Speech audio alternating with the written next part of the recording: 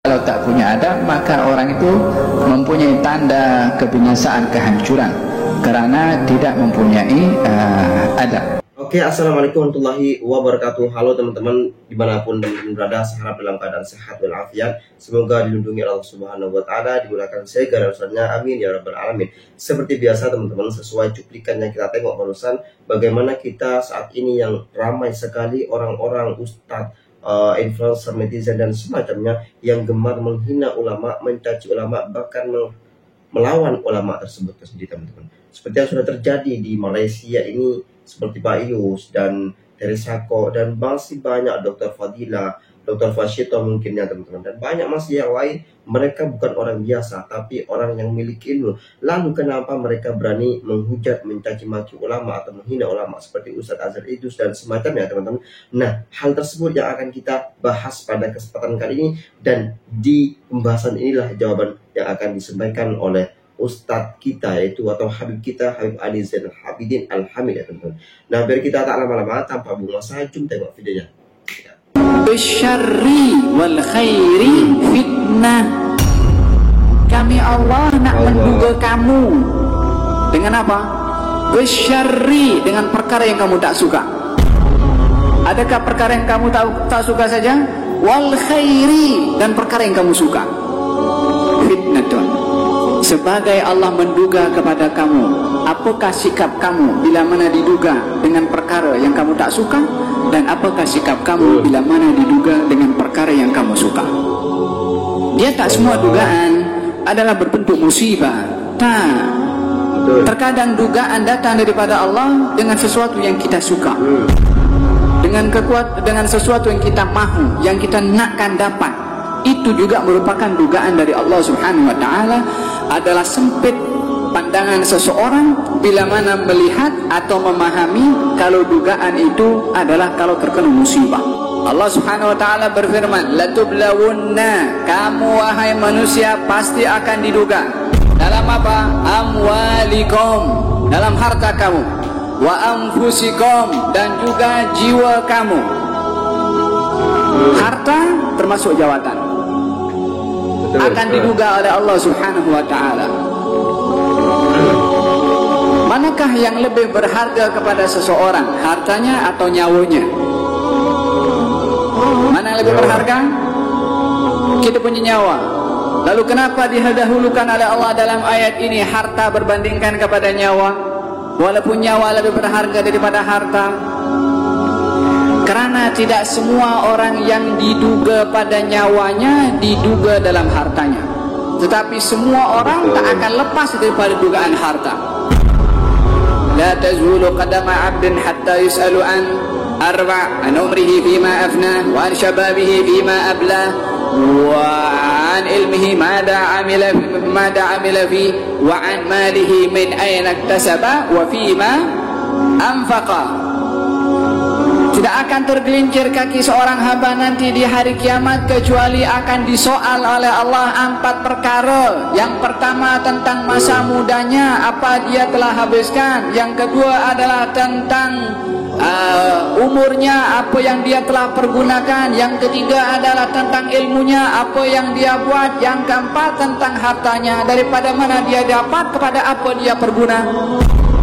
Daripada mana dia dapat, wasilah nak dapatkan itu daripada mana?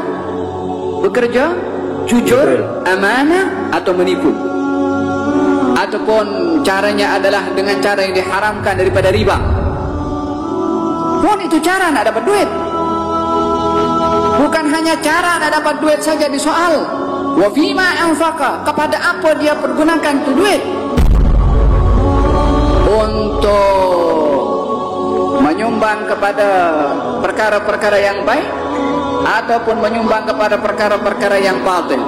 Kemana diperguna duit itu juga disoal oleh Allah Subhanahu Wa Taala. Nak dapat ditanya daripada mana, diperguna pun ditanya kepada apa.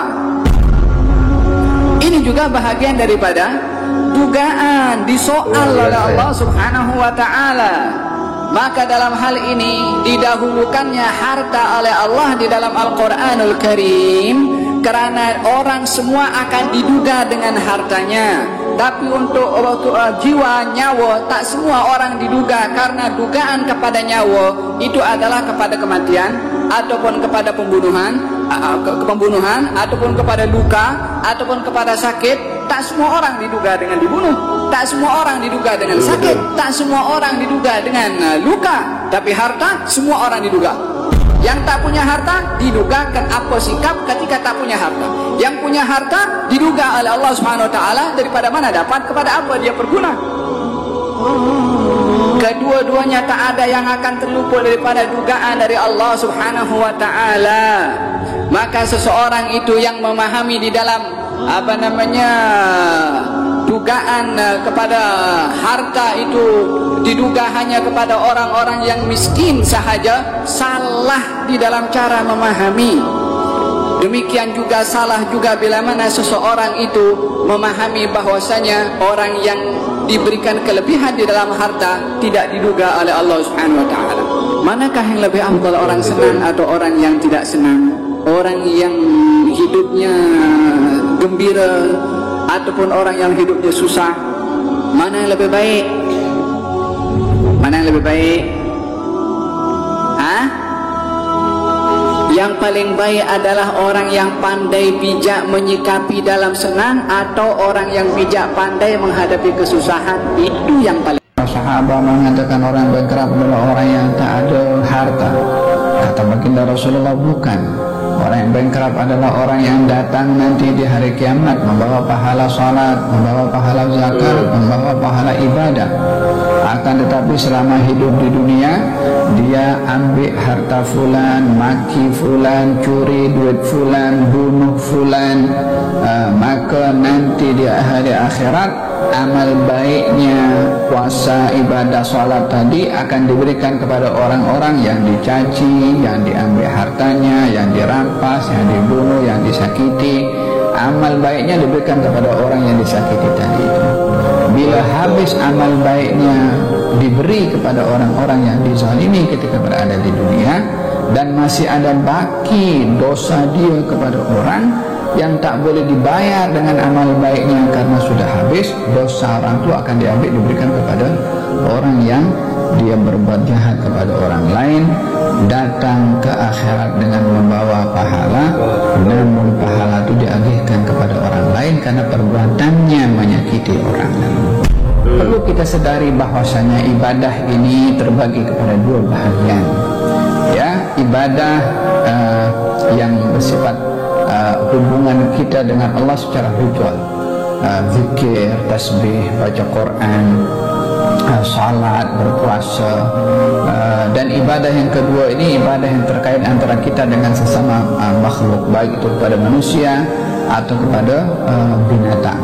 Yang ini yang sangat penting untuk diberi perhatian, disebabkan oleh kerana banyak amal yang dilakukan oleh seseorang yang amal itu baik ia lakukan dalam bersedekah, dalam zakat, dalam berpuasa, dalam salat, dalam berzikir, pahalanya boleh terhakis dengan perbuatan jahatnya kepada orang lain.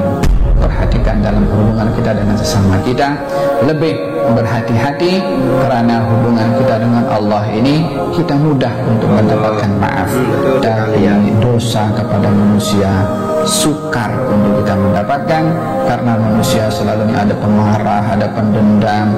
Lebih-lebih lagi di akhirat nanti semua orang nakkan pahala.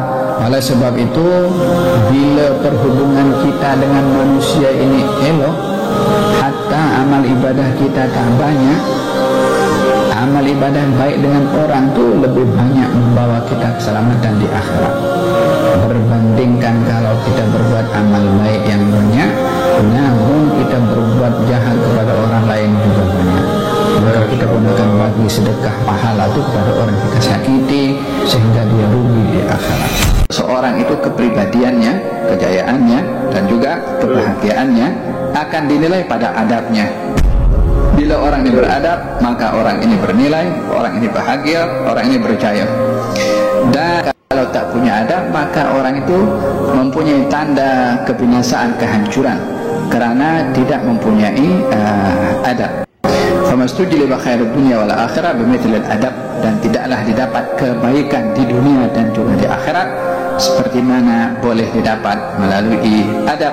Wala stujliba hirmanuhuma bimithli qillatil adab, dan tidaklah seseorang itu diharamkan daripada kebaikan dunia dan juga daripada kebaikan akhirat melainkan karena kurang adab. Al-adabu qabla al-ilm, belajarlah adab sebelum ilmu. Merujuk kepada pentingnya adab dan akhlak sebelum ilmu, ya, karena ilmu itu tanpa diiringi dengan adab akan cacat orang berilmu itu kalau tidak beradab.